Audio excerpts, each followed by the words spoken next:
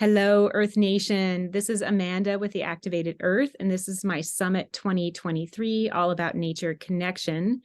And I am here with Nicolette Sowder, and she does wild schooling. So I am going to read her bio for you, and then we're going to have a nice long chat about the great things of wild schooling.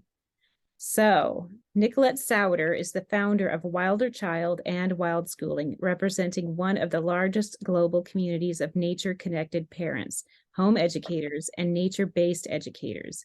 Nicolette has a master's in writing and formerly taught in a traditional classroom as an ambassador for the Teach for America program. Her experience with that paradigm strengthened her resolve to help design nature-rich, whole child learning experiences. She is doing that as a Cedar Song certified educator at Strong Roots Nature School near Grand Rapids, Michigan. Together with her husband, she also runs a 60-acre farm based on restoration agriculture principles, where she wild schools her two daughters. That's amazing. So not only do they get to be wild schooled, they get to be homeschooled. I was They're very wondering, privileged girls. yeah, I was Mhm. wondering if you could tell us what are the major differences between traditional school and wild school? Mm. Well, with wild schooling, it's really, you're schooling or learning in relationship with Mother Nature. So we're not using Mother Nature, like we're not going outside, like there's a get the kids outside movement, and it's really more of get in relationship, like repair and heal and restore that relationship, honor that relationship. Um, and so to that end, like as with any relationship, it's not prescribed as much as traditional schooling. So there's a lot of it's like a combination of being held in a more predictable, structured rhythm, but that's denoted through nature. So we start our we call it our journey. So like the chapter on our life journeys, every single chapter starts on winter solstice. And then we learn with the light. So as we get light, we will walk around the wheel, and we're learning. We're really like trying to put more of our sort of energetic seeds, in the early part of the year. And then we hit that summer solstice is the midpoint of our learning of that chapter of our journey. And then we start to integrate from like the summer solstice on. So as the light goes in, we slowly move inwards. So I'd say that's one difference, is the way that our school year is aligned to a seasonal rhythm. And then on those with those major, the equinox and the solstice and the midpoints, those are our major points on the wheel. And then in between that, the moon phases and the full moon serves as like another anchor points. So it's not like we're just running feral through the woods. I feel like when people hear wild schooling, they kind of get this feeling. We are held in rhythm. It's just more of a natural rhythm that's aligned to our biology. And then the second difference is that because it's less prescribed, because Mother Nature is less prescribed. So there are things that we can expect, like for example, the raspberries are like they're ripe right now on our farm. And so that is prescribed in the sense that we know that it's coming, and we've built culture around that emergence. But then in between those things that we can expect that are going to show, all these things emerge. And so then that's what we'll build into our experience. Like, and we tether that. The third piece is that we really like in wild schooling, the emotive piece is incredibly important. Like, that's probably the most important thing. Like, I think one of the richest inheritances that I can give to my children, beyond love, is like a nourished nervous system. And so we're working with that all the time. It's layered on top of anything that we're learning. the tendency, what I've seen so much over my 10 years in doing this is in doing like focusing on the nature piece of it, is that there's the tendency for parents to focus on the scientific piece. So we'll find a monarch and we immediately go into the teachable moment. What is a chrysalis? What it, we hyper focus on the intellectual piece because that's our training, like from traditional school. But it's hard then what we leave out is the piece of like, how are you changing? Can you see like how does what you're experiencing out in nature reflect like what's going on in your inner landscape? So yeah, those are some of the big differences. What would you say is the difference in like the kids as far as their overall behavior between the two? The Children in Nature Network did a big study in which the boys who were the problem children in the classroom, once they got out to forest school, they became the leaders. So I think there's just more space for the children to be. And what I found is that it's more contextual, right? So when you're in the classroom with all, say, one age, it's that's traditional schooling is not very old, so we don't have a lot of biological responses that are tied to it. I think actually more and more with the computer and how much kids are in front of it, I think it's actually changing, like it's rewiring our brain and our biology. But for now, we're still like tuned to nature much more.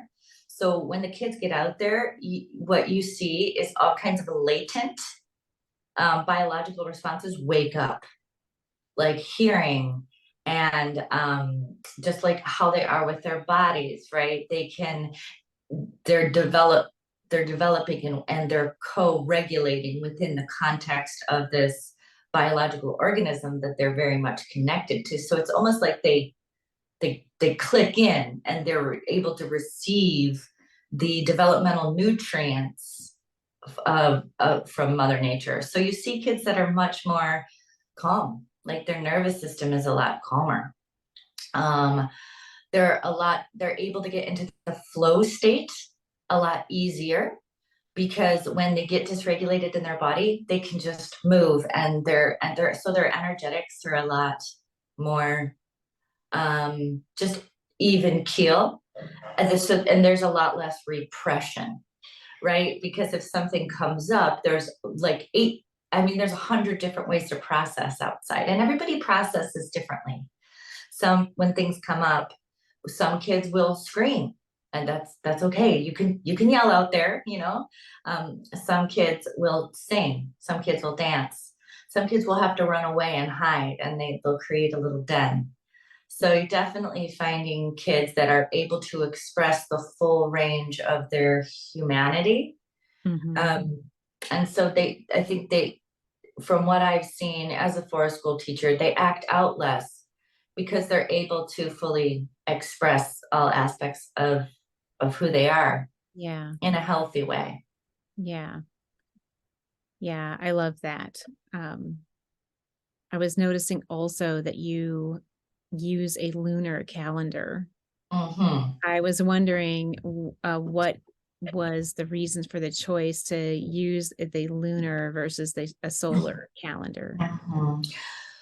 Well, we're held within the larger solar cycle. So the solstice is tied to the solar cycle. But within that, it's not broken up enough, the expanses between even those big solar points and the next solar point, like the midpoint, it's like 3 months. It's like too large for a child.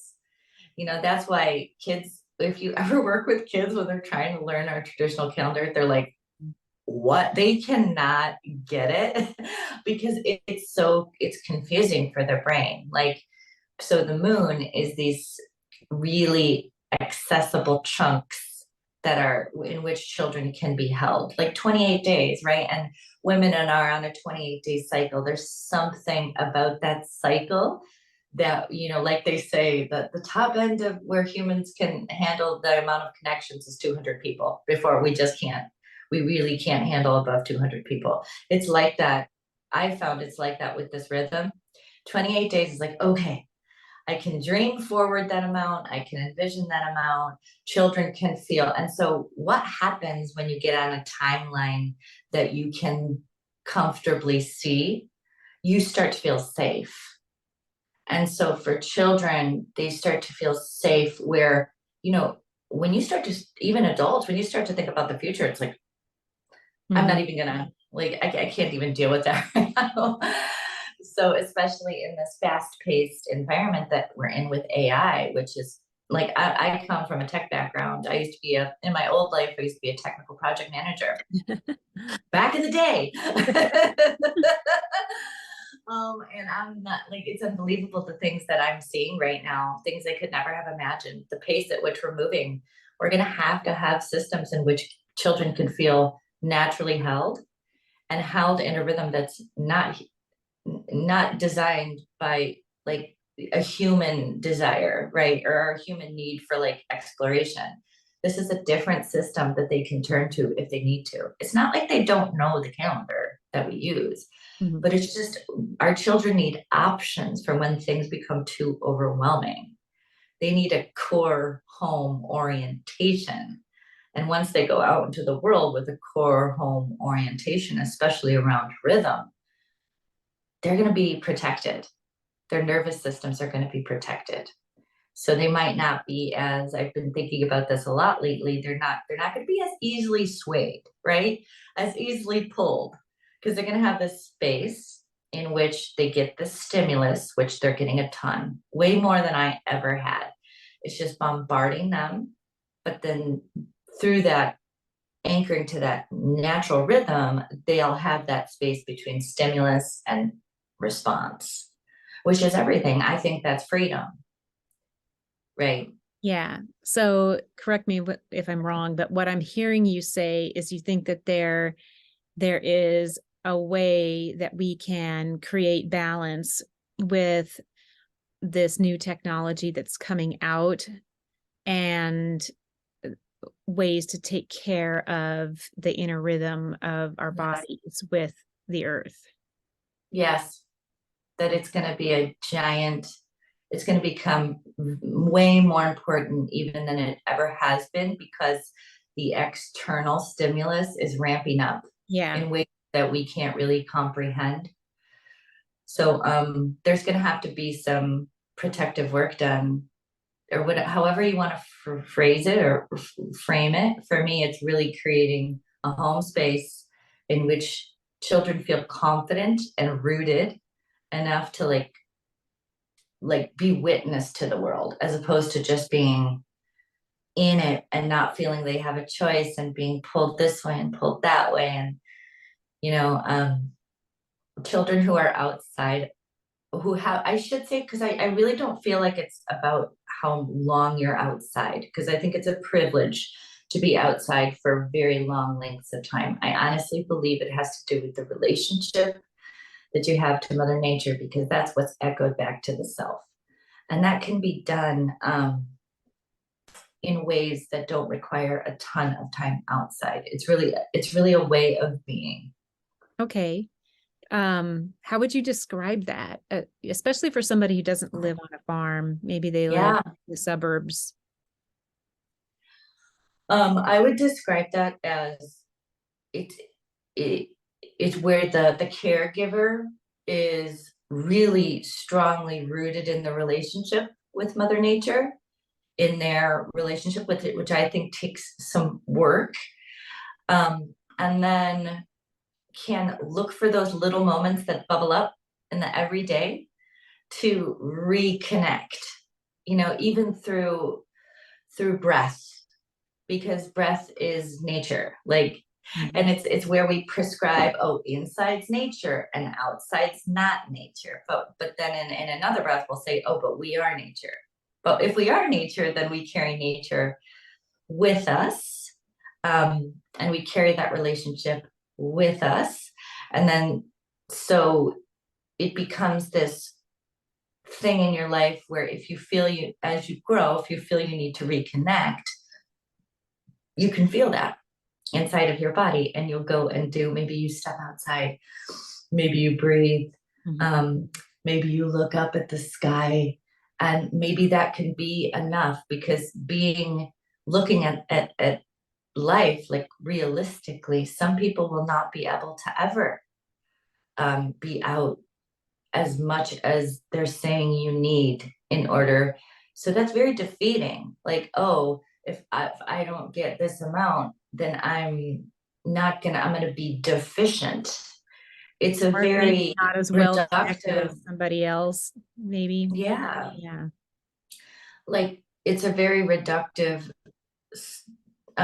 like privileged way of looking at nature connection. I really do think it's more just orienting to it. I'd love to think about it, and I talk to my kids about it as a relationship, just like you would have with another person, even though you don't see another person. And I know this isn't the popular viewpoint, because it's like kids need to get out. Yes, ideally. Are we talking ideally, or are we talking like we're inclusively? I think those are two different ways of like thinking. Um, and so it's like, even when we don't see someone for a long time, even when people pass away, we hold them in our hearts and we visit the essence, we visit the memory of them. So it's really, what is our relationship with those people? Like, what is our relationship with Mother Nature? And I think I focus there so that my kids will have a built-in sense of, not like you have to go out X amount, but more of, oh, I miss, like I miss nature. I need some time. Like I need a moment, right? And they'll find their own unique creative way of reconnecting with that relationship, right? Because they need it. They miss it. It's like any person. If I don't see the dandelions, if I go a season without just sitting with the dandelions for just a little while, I'm like, I cannot believe I just missed the dandelions. Now I Right. have to wait a whole other year. I only have like 40 more times to see these. So I yeah, I just hope want that to, makes yeah, it does. I didn't mean to cut you off there. I hope you feel complete with that thought, because I wanted to clarify something that you said earlier. When you first started talking about this, you said inside is nature and outside is not. And I'm wondering if you meant, did you mean it the other way around, or did you mean yourself inside and outside yourself is not nature? I'm just wondering what you meant by No, I that. mean, like what I meant was that's the prevailing sentiment, is that Okay. outside is nature and inside is not. Okay. You just, I'm I sure other probably people heard misspoke. what I heard, because I heard you say inside is nature and outside is not. So I just I wanted to get that clarified, Yeah. just so there wouldn't be any confusion. Okay. Yes. Thank Yeah. you. You're Yeah. welcome. Yeah. And the thing that you were talking about with, like with your kids and how you encourage them to create their own balance. I saw that you get them to go out and sit. Mhm. I don't want to get ahead of myself, because I was going to ask you, what are some of the action steps and ways of being that you recommend for getting connected with nature? Mhm. Definitely having some kind of something in your home that's reconnecting you with the larger rhythm that's visible. That's one thing. So we have a wheel and we move, and it has the moon cycles on it. And we also have a moon banner, and we know where we are oriented. So we start our day by orienting to nature's cycle as opposed to orienting to a different cycle. So really, I'm putting a value, by doing that, I'm putting a value on that rhythm. Mm-hmm. And I'm also um I'm putting it into their bodies, right? Like every time we do that, they're orienting themselves onto that wheel. So knowing where you are as a child, like I said before, incredibly safe. You know where you're going. You know that you're held within a wilder rhythm in which all of life is held. That's a very reassuring thing to wake up with. So that's one of the practices that's incredibly important. And then we do, yes, in terms of the sit spots, um, we have done this since they've been 3 years old. It doesn't look very pretty when they're three. Like these things are scaffolded, which means, we grow them a little bit at a time. But and I do this with them. We go out. We initially, when we first started to practice, we looked around and walked around together and found a spot that felt good, felt like it was calling to us. And the kids sit down, and when they're three, they're only doing about 3 minutes, like if they're doing it at all. We just need to redefine what success looks like. Success, this is about a way of life, a way of being, and thinking ahead as a parent, like, okay, what would we want it to look like when they're this age, and working backwards from that, right? So then I introduce it as building a relationship with visiting mother nature is how I framed it when they're young. And they just close their eyes and they listen. So the best way for little ones is tuning into all their senses. Sometimes we'll do a little sense practice before we go into, especially when you're first starting, just tune into all your senses. And that's what you're going to do when you're in sit spots. And then that gets scaffolded up as they get older to more complicated topics. Like, well, they might journal, right? They might, instead of just tuning into their senses, they might find something in their inner landscape that's present for them. And then they're making that connection externally in their sit spots. And of course, they're sitting for longer. And then as they get into their teenage years, that sit spot turns into a rite of it turns into a rite of passage. So then there's some threshold work there where the elders are stepping into just like a new stage of their life. So it scaffolds all the way up. And so you could say the relationship deepens, right? Just like it does with any person. And sit spots are an amazing way to frame like the relationship growing. Okay. I want to go back a little bit to the rhythms and when you do things, and putting yourself in the rhythm of where is the moon, or where is the sun, or where is it in the sky, or is it winter, is it summer? I know for me, in the winter, I find that I like to go to bed earlier. I go to bed shortly after it gets dark, and I still wake up fairly early, but I'm very light activated. The same is true on a daily cycle. So when I first wake up, I wake up with first light. But I'm not moving very fast. I like to get up, and I like to sit, and I like to be quiet. I'm not ready to engage.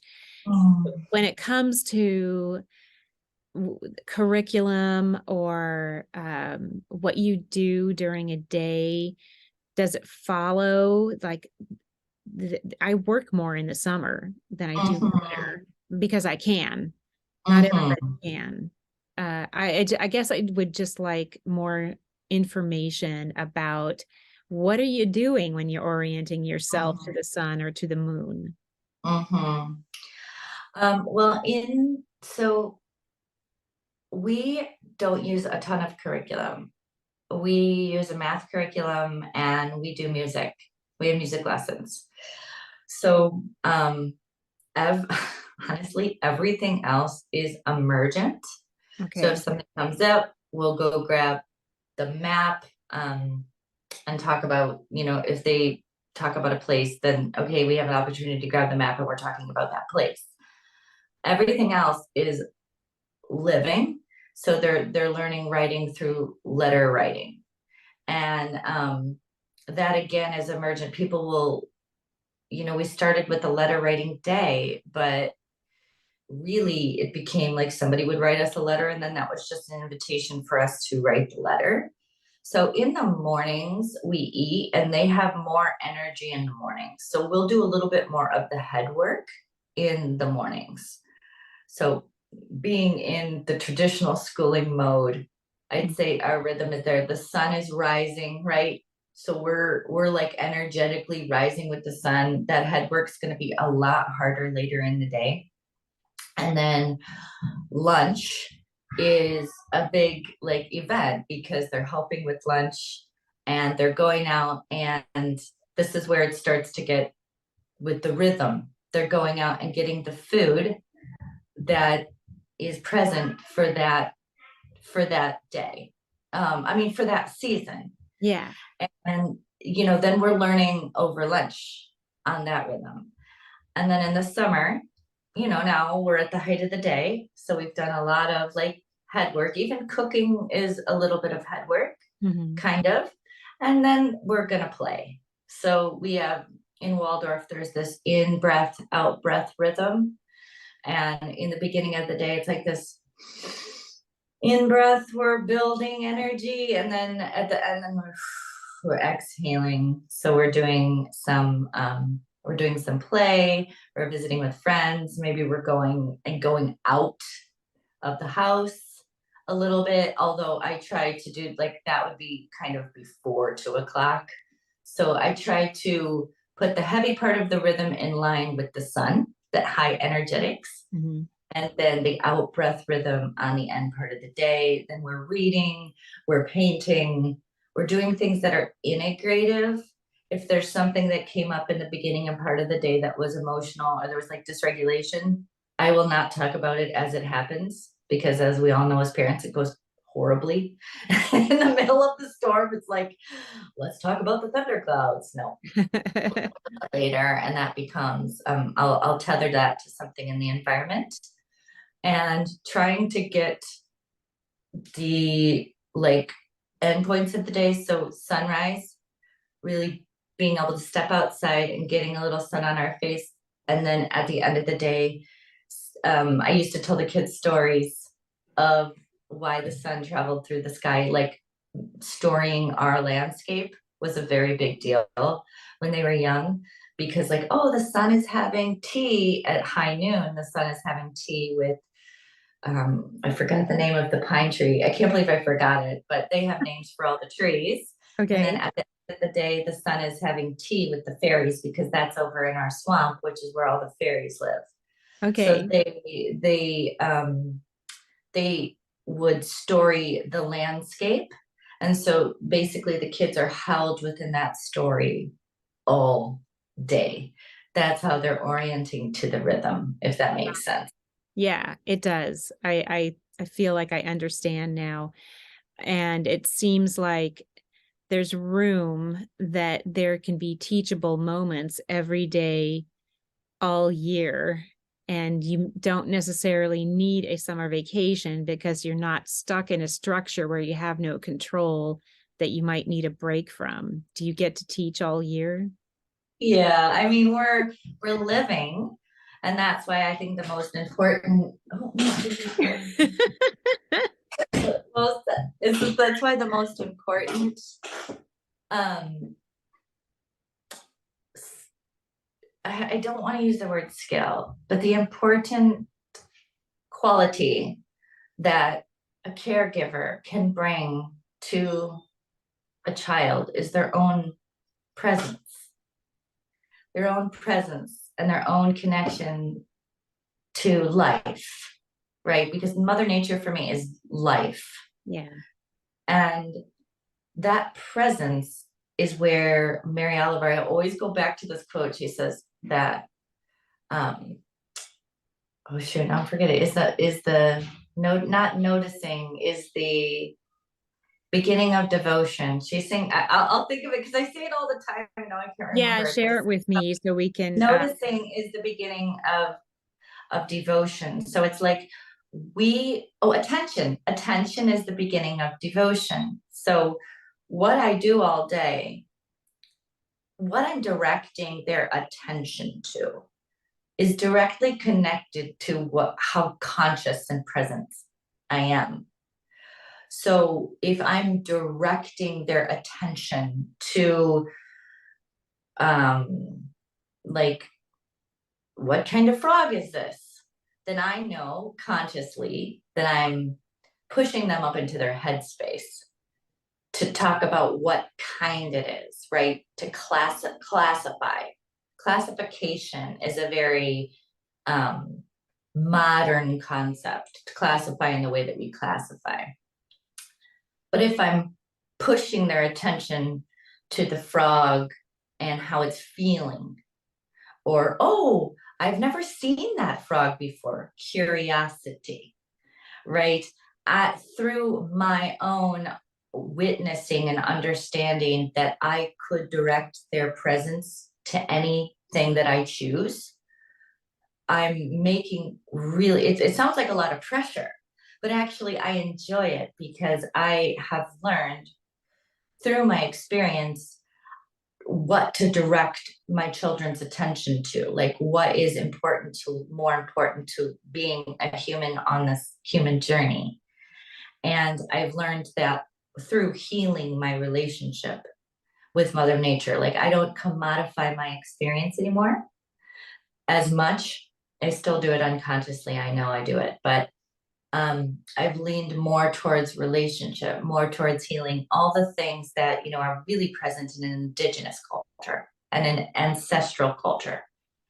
And as the more you do it, the more you start to build culture, and then it does it for you. So the girls will start to do it now. They'll direct their own attention to the things that matter, and that's what I want to see. Because I'm just like a guide. I'm a support system right now, but like we want to see them fly. And basically, you can look at a child and you can see, what are they directing their attention towards? Their own attention. How are they using their precious attention? Because presence and attention is everything. It's who you are, right? Like like you and I are here talking, being present. This is this is amazing. This is like a piece of our life together. And like we're conscious, and our level of consciousness and presence in this is going to dictate like how much we're in our own lives. So I'm doing it alongside them. And I know that sounds probably really abstract, but it's really like a lot of deschooling. I've done a lot of deschooling, a lot of realigning to nature's rhythms to try to heal the things that my precious attention were directed to that don't even matter. I went through 12 years of compulsory schooling, and basically it was 12 years of people directing my attention towards data and information that is no longer relevant. Yeah. That was my life. I did the same thing. And then I did college years as well, Me too. where I did learn some really wonderful information. Yeah. But throughout my life, I have learned way more on my own than I did from school. Yeah. Yeah. I love what you're saying about directing your child's attention to their attention. And Yes. yeah, I mean, that's honoring, how much presence they have, and maybe directing Right. them to find a way to have more presence. And I was wondering, how would you counsel somebody who wants to change their child's life from more from having mostly this immersion in this technical stuff, like being inside television, video games, YouTube all the time, to finding a rhythm with nature? How would you do that? Because at this point, the child's probably addicted to that. That's right. Yeah. My kids went through it too. Like, I don't think any of us escaped that because we didn't know how to handle it. I think it comes down to culture. Like, children will value what we value. So if we value that, they'll know it. If we can't feel that, if we don't have the inner core connection to something that's stronger than that, they will sense it and they go in and fill that gap with it. They're like, oh, they're just tired. And, most parents are tired. They're overworked. They're, we're not meant to live in these little houses, like all by ourselves. So it's definitely a response to a culture that's not village oriented. Mhm. And wild schooling is all village led, not child led. As you hear in early ed, no, it's village led. So I'd say reorient to the village value. And it's okay if your village is just your family. You can see it that way. And it would be your land too. And not just if you don't own it, it doesn't matter, like your neighborhood. Reorienting your value system will automatically shift everything, because child led is, oh, they need this, so they're going to get this now. But village led is what's best for us all, what's most nutrient. That's like the forest has that value. Mhm. What's best, it's not about any individual plant, it's about the entire mycelial network, it's about the soil, it's about everything. And I think when we stop looking at kids from just what they want individually, and we start to bring it back to the village, then you do different things. Like, well, that might not be best for us all right now, because you get really dysregulated after and we don't connect to each other.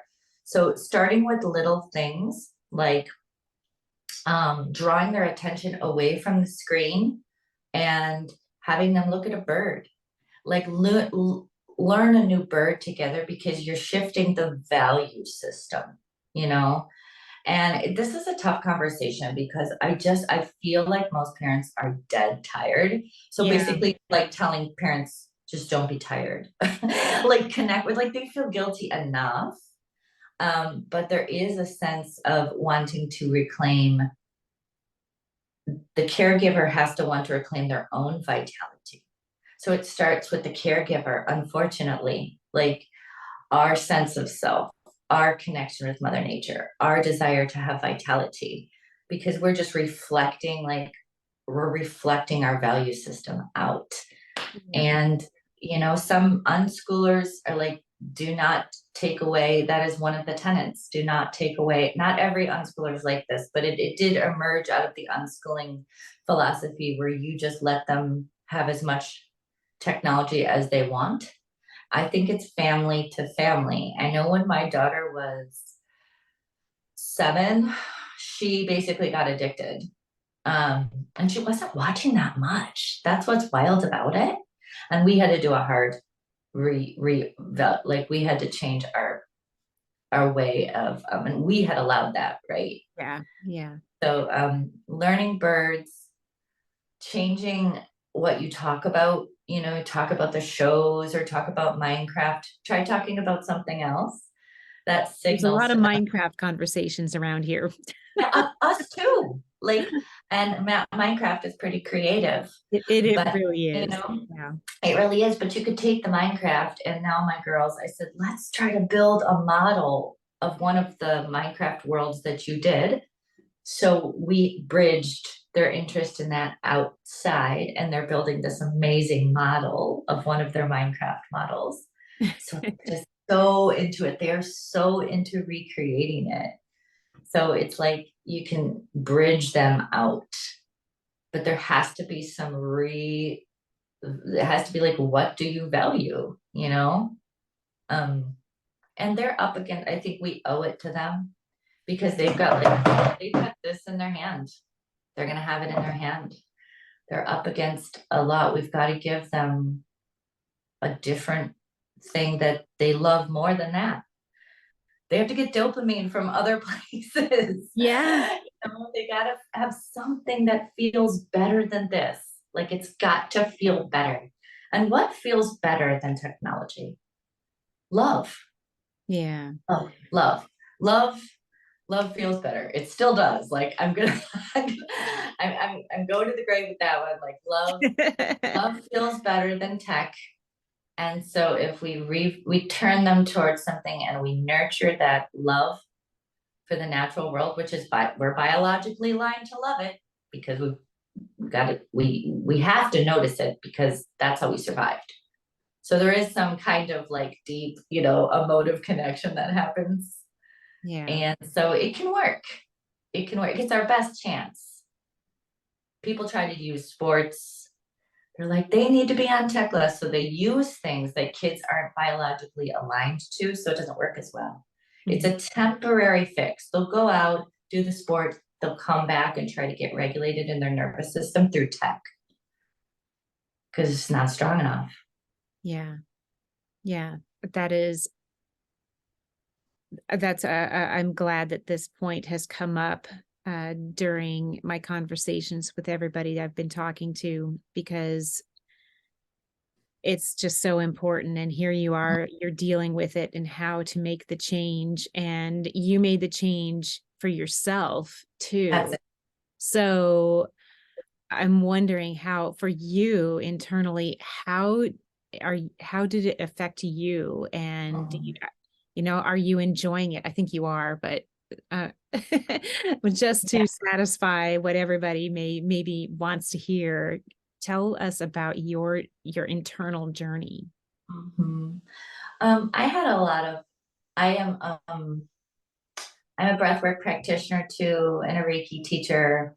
So a lot of it was connected to, I went through a big healing journey emotionally. I had a pretty dysregulated nervous system, had some anxiety, and that all ran parallel to me getting back into a rhythm that was healthy for me.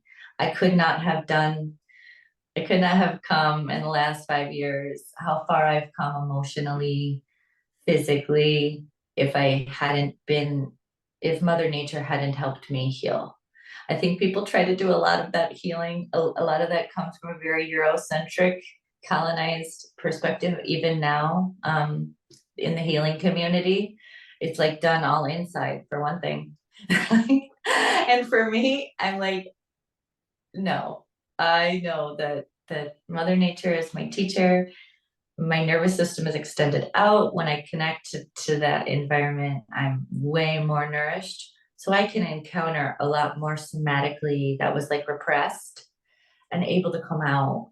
And so the reason I'm bringing all this into it is because, for one thing, I think it's really present in the zeitgeist, like healing, and people use the word trauma a lot. It's up in our environment. And I think that if I hadn't worked through what I had repressed somatically, I don't think I would, for me personally, I wouldn't have been able to click in to the natural rhythm in the way that I really do feel held in a circle of like in a seasonal circle. I feel I'm a part. And what does that actually mean? To answer your question, it means that I feel in my body that I am nature, right? That's what it means. That's what it means. And wild schooling is raising children who feel not that they're going out to nature, but that they remember what they're made of. They remember, it's like it is a deep remembering. They remember um, that they're connected, and they start to get all the gifts and Mhm. all the regulation and all the love and all the culture and all the community and all the kin that comes with re-entering into that circle of wild things. So for what you asked me, what it's done for me, it saved my life. Like I feel a lot safer. I feel I'm always held. I feel like I've got resources. I'm not alone. I think that's so critical. Loneliness is an epidemic. Yeah, it is. I'm not going here just to be social, because I am living, in my own little house with my family. I can go outside and I can I can retune in and feel like, oh my gosh, my family, I've got a lot, like I don't feel like I'm alone anymore. And I feel like I'm guided in terms of I can go out and receive information, receive nourishment. So I'm not making all these choices from my head. I'm making it from a place of like I'm connected to life. So I have help in all my decisions and really discovering my human path. So that's why I say it's got to start with the caretaker. And it just starts a little bit at a time, wanting something more than what we've been trained to orient to. Just turning towards something else every day, just a little bit, once a day. Yeah. It can be done. That's yeah, that's so I've been using this word inspiring so much.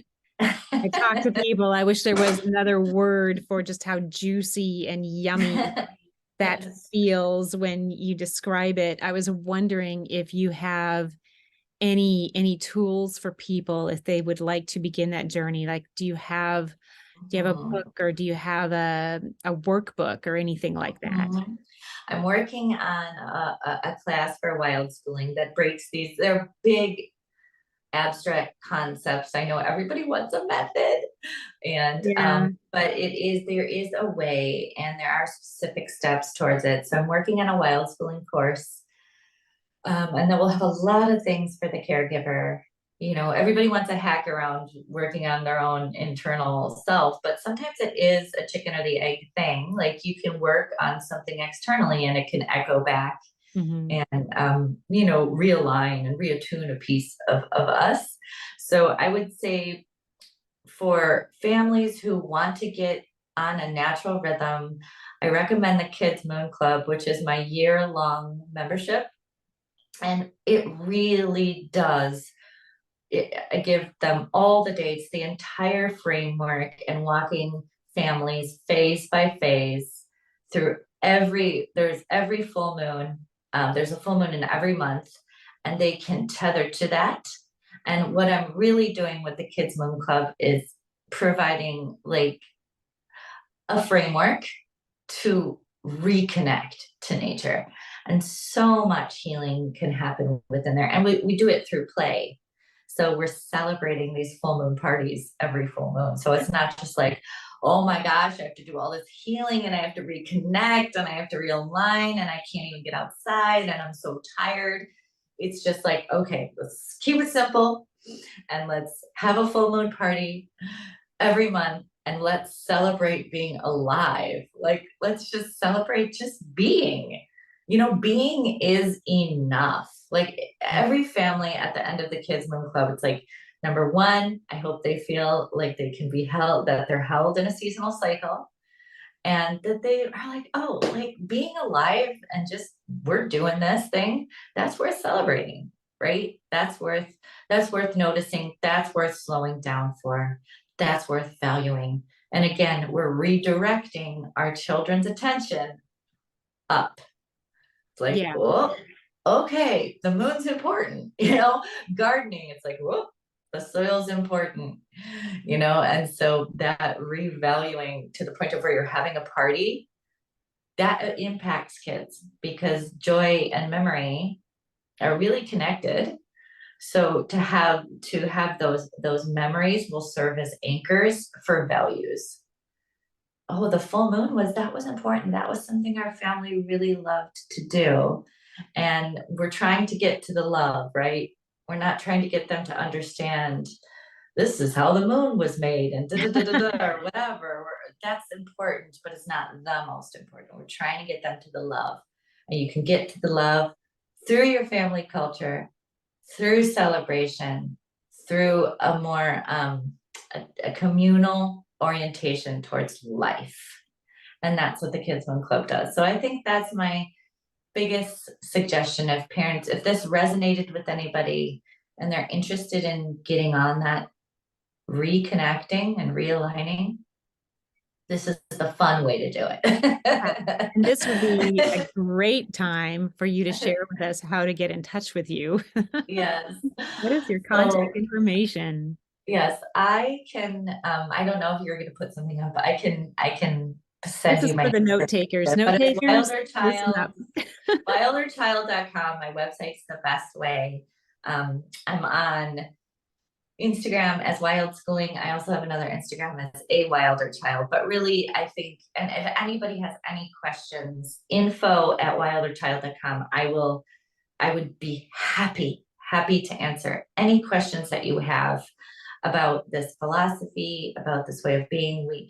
For all you homeschoolers out there, Wild Schooling has over 90 Wild Schooling Facebook group has over 90,000 parents in there who are all trying to wild school and just doing it in such creative ways. So if homeschooling is your thing, come over there. I think that's the place to be. But again, you can find that on my website. Yes. And when this conversation goes out in the email, which it has if you're watching, you'll find all of Nicolette's links and contact information in the body of the email. So you'll be able to find her.